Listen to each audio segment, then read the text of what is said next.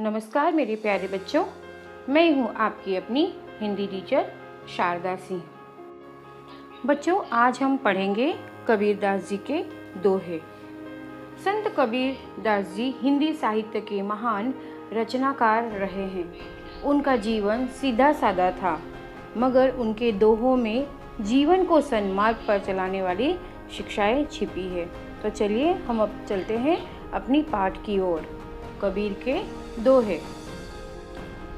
साधु ऐसा चाहिए जैसा सूप सुहाय, सार सार को गही रहे थोथा दे उड़ाए। इसका अर्थ क्या है कि इस संसार में ऐसे सज्जनों की ज़रूरत है, जैसे अनाज को साफ करने के लिए सूप होता है ना, जो सार्थक चीज़ों को बचा लेता है और निरर्थक चीज़ों को उड़ा देता है। इसी तरह से हमें बनना चाहिए।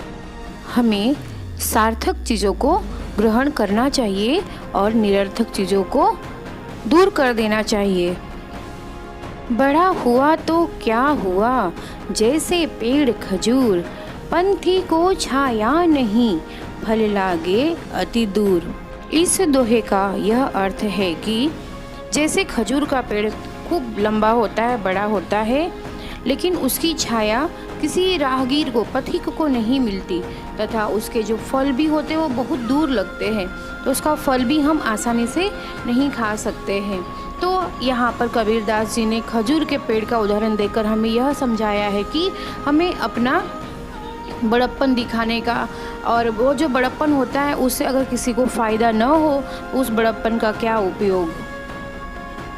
दूसरे अर्थ में कहा जाए तो अगर हम बड़े हैं तो हमें अपने से छोटों पर अधिकार नहीं जमाना चाहिए, उन्हें प्रताड़ित नहीं करना चाहिए। यह भी हो सकता है हमारी शक्ति का, बड़े होने के कारण जो हमारी शक्ति होती है, उस शक्ति का हमें हमेशा दूसरों के लिए सदुपयोग ही करना चाहिए, दूसरों की मदद करनी चाहिए। ऐसी वाणी बोलिए मन का आपा खोय, औरन को शीतल करे आपहु शीतल होय। इस दोहे का भावार्थ यह है कि अपना मान और अहंकार का त्याग करके हमें ऐसी वाणी में बात करनी चाहिए, मतलब हमें इस तरह से किसी से बात करना चाहिए कि जिससे हम बात कर रहे हैं वह भी खुश हो जाए और हमें भी स्वयं खुशी मिले। अर्थात हमें मीठी वाणी से ही बात करनी चाहिए। किसी को भी या किसी से भी बात करते समय उसका दिल दुखाने वाली बात हमें नहीं करनी चाहिए। काल करे सो आज कर, आज करे सो अब, पल में परलय होयगी बहुरी करेगा कब। इस दोहे का यह अर्थ है कि जो कार्य आप करने के लिए कल पर डाल रहे हो, उस कार्य को आज ही करो। और कबीरदास जी कहते हैं आज ही नहीं, अब ही करो, क्योंकि कोई भी कार्य अगर समय से किया जाता है तो वह कार्य बहुत सही तरीके से पार होता है। लेकिन आलसवश अगर हम वह कार्य आज की जगह पर कल डाल देंगे तो वह कार्य करते समय में बोझ बढ़ जाएगा और कार्य सही तरीके से नहीं होगा।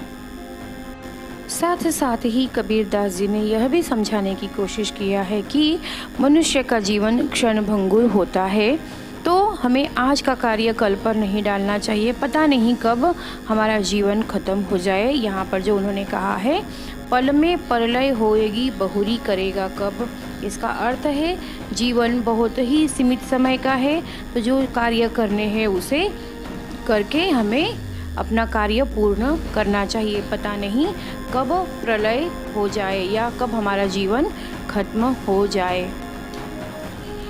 पोथी पढ़ी पढ़ी जग मुआ, पंडित भया न कोय, ढाई आखर प्रेम का पढ़े सो पंडित होय। इसका अर्थ यह है कि पोथी या धर्म ग्रंथ पढ़ने से कोई भी पंडित या ज्ञानी या विद्वान नहीं होता है।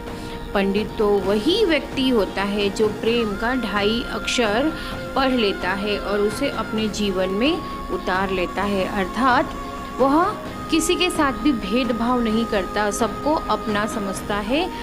गरीब अमीर का भेद, ऊंच नीच का भेद उसके मन में नहीं होता है और वह बड़े ही प्यार से सबके साथ रहता है और सबको अपने जैसा ही समझता है। वही कबीरदास जी की नज़र में सबसे विद्वान व्यक्ति है, न कि पोथी पढ़ने वाला पंडित। माला फेरत जुग भया, फिरा न मन का फेर, कर का मन का डार दे, मन का मन का फेर। इसका अर्थ यह है कि कोई व्यक्ति लंबे समय तक हाथ में मोतियों की माला लेकर घुमाता रहता है, पर उसके मन का जो भी भाव है वह नहीं बदलता। कबीरदास जी ऐसे व्यक्ति को सलाह देते हैं कि हाथ की इस माला को फेरना छोड़कर मन के मोतियों को, माला को फेरो, अर्थात अपने अंदर जो बुरे विचार है, बुरे भावनाएं हैं, उनको बदलकर उनकी जगह पर अच्छी भावनाएं लाओ। यहाँ पर कबीरदास जी ने यह भी बताने की कोशिश की है कि हमें अपने मन के बुरे भावनाओं को, बुरे विचारों को सुंदर और अच्छी भावनाओं के साथ में बदलना चाहिए। हमें अच्छे बनने की कोशिश करनी चाहिए। उम्मीद है बच्चों आप लोगों को कबीर जी के दोहे समझ में आए भी होंगे और पसंद भी आए होंगे। धन्यवाद।